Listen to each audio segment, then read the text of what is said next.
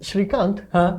do you find yourself starting projects and then after a while giving up because it turns out to be like more boring than you expected, or pointless, or frustrating, or just impossible?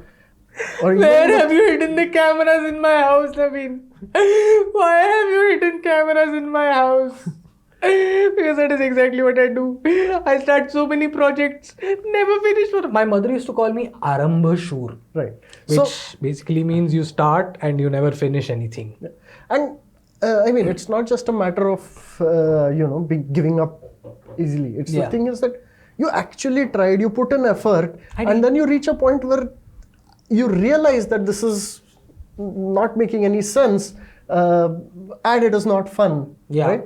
Well, this episode is about this concept called the dip, which happens in any project, and the overall point is that anything worth doing, anything important, will always reach a stage like this where it seems like there is no point in continuing this, and you have to get past that stage. Only then will you do something important in life. Only The then dip. can you succeed, right?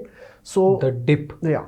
The reason it is called the dip is because, let me explain, right? Imagine you are drawing a graph, right? So x-axis is time, and y-axis is either the progress you are making every week or whatever, or the excitement you feel, your emotional state, right? Whenever you start a new project, initially it rises very fast. It does. Okay. It does.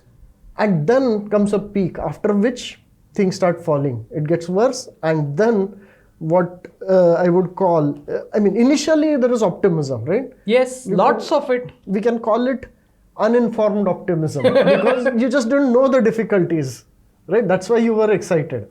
This episode is going to be painful. Yeah. Then comes the informed pessimism, Yes. right? And then comes the valley of despair. That is the point where you say, you know what? I didn't realize all these issues, and now there is no point in continuing this, right? The point is that there is a point in continuing this. I feel attacked. I feel seen. No. This episode has a solution, right? You have to get past this informed pessimism and this valley of despair. Okay. Because everything in life, right? Everything that anybody has done successfully, any important thing, I can guarantee you, they went through a similar phase. The only difference between them and the people who gave up is that they persevered. They continued through that difficult period, okay? And then slowly, instead of your uninformed optimism, you slowly start rising against with informed optimism. I don't like you anymore. You are beginning to sound like my parents. I don't like this. He's sounding exactly like lectures that I have heard during my childhood. Stick with it. It is important, okay? I know it's important, but So, the story of my PhD, okay. I found an interesting problem, made a lot of progress quickly.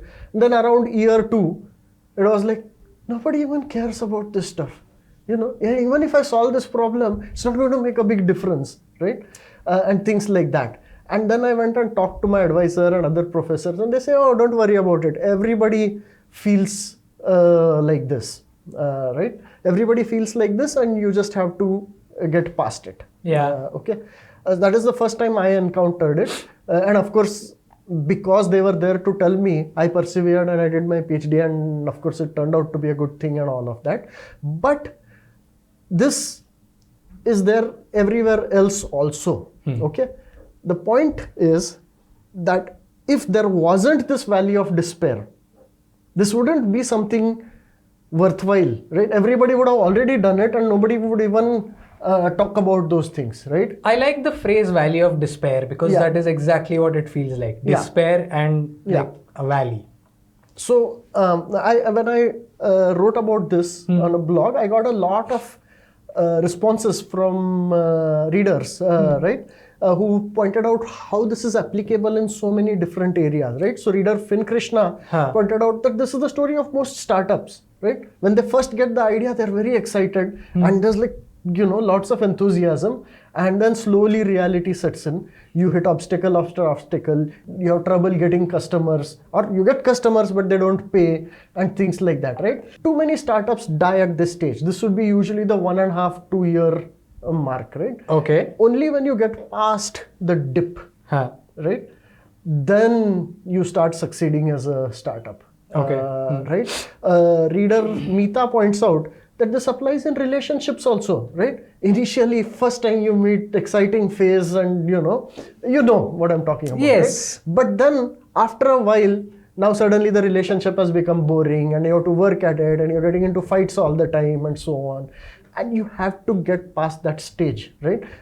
In fact, in a lot of marriages go through this dip around the 6 to 10 year mark. There's a movie on it, the 7 year itch. Yeah. Well, I mean, that focuses on the wrong things, but in general, I have seen that a lot of marriages have a tough time around the 6 to 10 year time, even if neither of them is interested in cheating, right? But just it seems like too much work and not worth it, right? Yeah. Only when you get past it, after that, the relationship matures and mellows, and then things become better, right? Interesting. So, reader Mrinalini points out that as a culture, we tend to ignore the dip, okay? Because when somebody goes through the dip and then they succeed, there is like everything is about the success. Everything is about, like the overnight success, which took 10 years.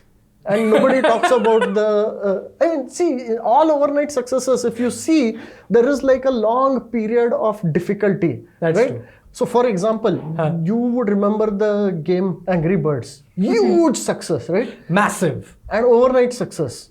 Yes. But do you know how many games they tried and failed at before Angry Birds became an overnight success? How many? 51. They were almost at bankruptcy. Right? Wow. And when this succeeded. So they were just at the dip, they didn't give up, and then they made Angry Birds, right? The overnight success of Angry Birds was actually 51 games. Yeah. No, but coming back to A night of 51 games. Coming back to Mrinalini's comment, which is that because we celebrate success, right, and we don't focus on the dip, everybody just assumes that, oh, if I was going to succeed, I would not be in this valley of despair, right? I wouldn't be frustrated like this. So they assume that if you are frustrated or if you think it is pointless, that this is the right time to give up. And I'm not like those talented people. Yeah. So that's a mistake. Yeah, because and Mrinalini's comment reminded me of another thing that a friend told me. He has named his company 23 hours.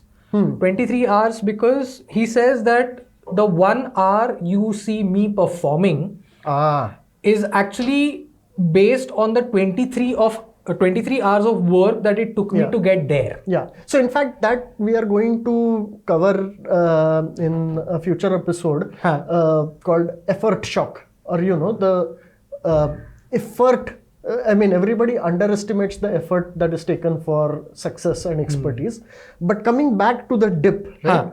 One more example is that if you are in the professional world, business, right, you must have heard of the Gartner hype cycle.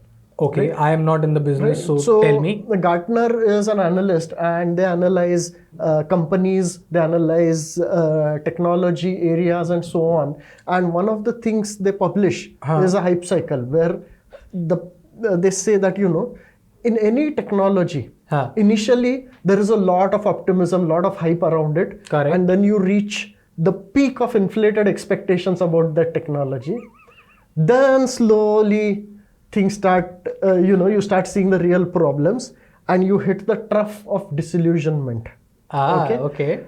After you get past the trough of disillusionment, at that point some technologies die, some companies never make it past this, but the ones who get to the slope of enlightenment, then they get to the plateau of productivity, and that's where you make money. Whoever named these different parts of the graph definitely had a very zen outlook towards life. So for example, and you can see this is just the same concept being applied to an entire industry instead of one person or one project, right? Correct. So an example, Gartner's hype cycle for artificial intelligence as of year 2022 says that things like ChatGPT, generative AI is right now at the peak of inflated expectations. Yeah. Whereas self-driving cars are in the trough of disillusionment, right? Yeah. Whereas just older things like just use of computer vision,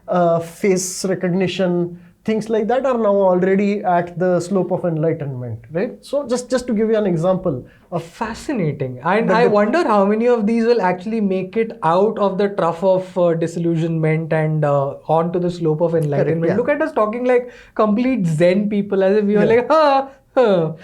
But so tell me, is it that if you stick it through the trough of disillusionment, you will definitely get onto the slope of enlightenment, or is it that some projects are destined to fail there? Yes, so that is the difficult part here, right? There are some things which are just pointless, really pointless. I mean, you're just going to try, and then at some point you have to give up. There's no use being a damn fool about it, right? But okay. The problem is that most people give up too easily. Achha. Usually the reverse is not a big problem in society. That somebody is just keep trying on and on trying something which is just has no hope of succeeding. Usually it's the other way around. Most people give up too easily because society hasn't taught them that things are difficult, right? They are not aware of the effort that it requires to become an expert or to succeed, and that's why they give up too easily. So usually I would say the basic advice I have is that persevere longer than you are currently doing. One of my readers pointed to something called optimal stopping theory, which says that if something is supposed to take a total of say 6 years, then 2 years you are not allowed to stop, give up. Like 37% is the magic number. 37%. I don't know if a rule like this is a great rule. I think just basically persevere longer than what your instinct tells you. That's actually not a bad marker to have. And if you're wondering why he keeps saying readers, it's because he's referring to a newsletter that he writes called, again, FutureIQ, which you should definitely check out and subscribe to. We'll put a link in the comments, but simply it is futureiq.substack.com. Go subscribe to that, and it's a fascinating newsletter. And in that newsletter, he'd written an article called "Understanding the Dip," from which a lot of today's comments and today's observations have been taken. So yeah, that's where the understanding of the dip comes from for me. And the key takeaway of this episode is essentially persevere just a little longer than your instinct tells you to. Unless you have ADHD, in which case get yourself diagnosed and get yourself medicated, because then that will help you persevere for a little longer than your instinct tells you to. So the concept of the dip comes from a book called The Dip by Seth Godin. Okay. Seth Godin is a great writer, and this book is like a little teeny tiny book, right? So totally worth checking out. We'll put a link in the show notes for you to check out. So do definitely check that out. And we are going to dip out of this episode now. Shrikant, okay. Naveen, bye. This is FutureIQ. Thank you for watching till the end. If you liked this episode, check out these others. You might like them also. And please share with your friends. I'm sure they will also like these.